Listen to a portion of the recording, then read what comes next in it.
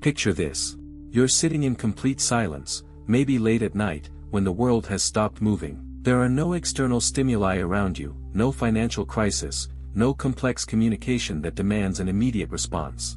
And yet, your mind starts working like a drama generator, kicking in at the most inopportune moments to create artificial chaos. This happens not because something is truly wrong, but because your brain needs this drama. It doesn't just whisper, it dredges up old grievances from the archives, seemingly long forgotten. It plays out worst-case scenarios in relationships with loved ones and strangers. It convinces you of the inevitable failure of any endeavor, from a career to a quest for confidence. It generates suffering literally out of nowhere. This process is automatic, and you're not a masochist. You're not weak, but you're locked in this mental loop that you've been reinforcing for years. And you're watching this video because deep down you sense a secret. You don't experience suffering as a natural disaster. You choose it, consciously or subconsciously, as a familiar, albeit painful, path. You choose this pain because it feels manageable. You choose it because it's familiar. And this isn't just a metaphorical musing or a pop psychology cliché. This is pure,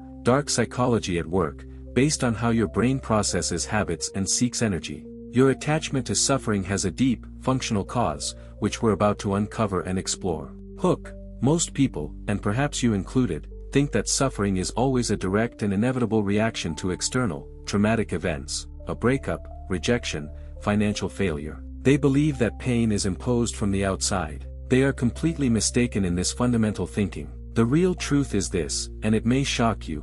For your brain, suffering may not be a punishment, but a more comfortable, more energy-saving habit than true, deep peace. Peace requires a new attunement and uncertainty, while suffering is simply a worn-out, familiar record that's easy to play again. The myth we're debunking: society constantly convinces you that our minds are wired to seek happiness and joy by default. This is a fundamental lie, rooted in romanticism. Your mind doesn't seek happiness. Your brain seeks familiarity, predictability, and minimal energy expenditure. Your brain is a prediction machine. It operates exclusively on patterns and neural pathways that have been shaped over the years. And if the strongest, most frequent, and, most importantly, most successfully ingrained pattern in your life is pain, drama, and chronic anxiety, it will consciously choose and repeat this path over and over again, even if it causes you harm. We're talking about pure neural inertia. Your thinking is stuck in deep, entrenched ruts of suffering, and breaking out of them requires as much energy as physically moving a heavy stone.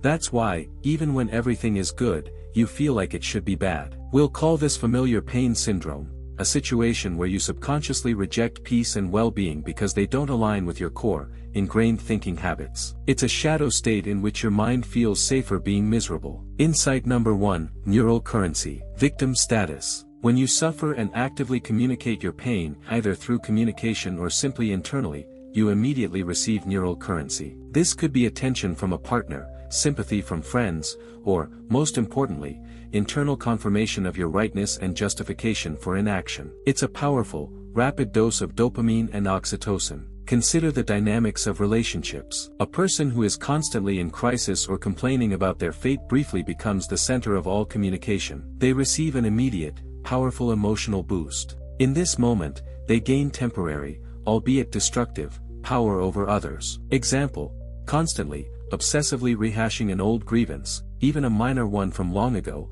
gives your mind a sense of absolute, unshakable certainty that you are good and they are bad. This is an emotionally comfortable label that absolves you of the need to see your share of responsibility. Your psychology derives a huge, yet hidden, benefit from this position. You avoid the need to take responsibility for changes or difficult decisions, because as long as you are a victim of circumstances, you are under no obligation to change anything. Your pain is your shield. This is the shadow secret. Suffering has become your most effective, albeit self-destructive, way of controlling your life and attracting the attention of others. You trade peace for a sense of power. Insight number 2, the uncertainty trap. Drama as clarity. Your brain fears more than pain. It fears uncertainty. Unhappiness, no matter how intense, is known, it's a predictable outcome. You know how to behave when you're feeling down. But true, deep happiness, confidence, and inner freedom are unstructured, open, unpredictable territory. Your brain perceives this novelty as a threat to survival. It can't predict it, and therefore can't protect you. Therefore,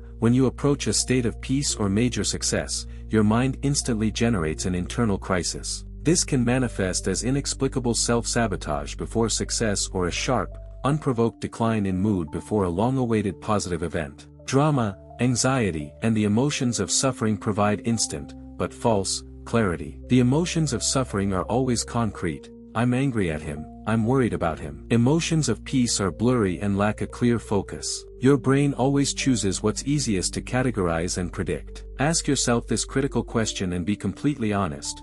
When was the last time you ruined something good, in your career, in a relationship, simply because you felt uncomfortably calm and didn't know how to behave correctly in happiness? Insight number 3, the prestige of pessimism. Hidden power. In our culture, especially in modern thinking, there's a powerful, hidden philosophy. Being a cynic, being a pessimist, constantly looking for flaws is a sign of intelligence, depth, and realism. Conversely, being genuinely happy and displaying confidence is often perceived as naivety or stupidity. Your mind doesn't want to appear naive. You're afraid of disappointment because disappointment is always unexpected. If you're set up for failure, then when it happens, you're not surprised. You're confident in your ability to predict the worst. This gives you a false sense of control. And herein lies the dark secret of attraction. You subconsciously but actively attract situations, partners, and relationships that only confirm your negative or pessimistic view of the world and people. You seek out people who, like you, are attached to suffering so that you can exchange that very neural currency. It's a vicious cycle of self-validation. Your ingrained thinking habits create your reality, and then the reality you've created completely confirms the validity of your destructive habits. You've become your own jailer and warden. Philosophical shift, emotional contract. Until now, you've been living by an unspoken emotional contract with your mind. The essence of this contract is, I will suffer, I will worry, and in exchange, you, brain, guarantee me fame, attention, and the correctness of my worldview. This contract provides you with a sense of security. To escape this prison, you must break this contract. You must accept that suffering is not a passive state, but an active choice you can stop. How do you do this? Realize that suffering is not a feeling to be suppressed. It is a narrative, a story you keep telling yourself and which you can stop. This is a key shift in your psychology. You must learn to recognize the very moment when your brain begins to create drama out of silence, when it tries to convince you of a problem that doesn't exist. This moment is a choice. Liberation is not a struggle. It is ignoring. When a familiar wave of anxiety, panic, or old resentment comes, you don't engage in emotional communication with it. You simply observe it, like a passing cloud or noise. Practice, frame of novelty. Instead of inertia, seeking familiarity in life, old patterns of suffering, you must consciously force your brain to seek novelty, peace and uncertainty. You rewire your reward system. At first, peace will feel like extreme discomfort. It will feel like something is wrong. You will feel an internal, obsessive emptiness. Your mind will scream, turn on the drama, invent a problem. It's dangerous.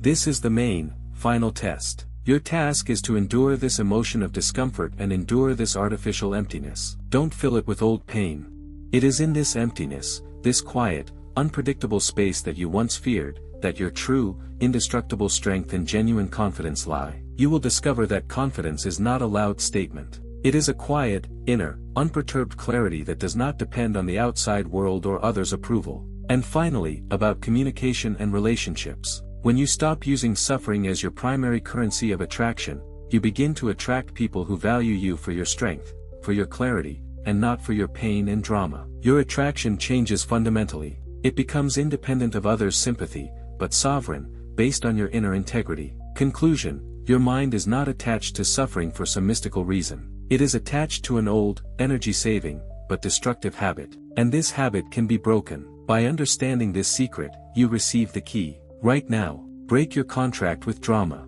Choose not suffering, but unpredictable, pure freedom. Your freedom is always more valuable than being right.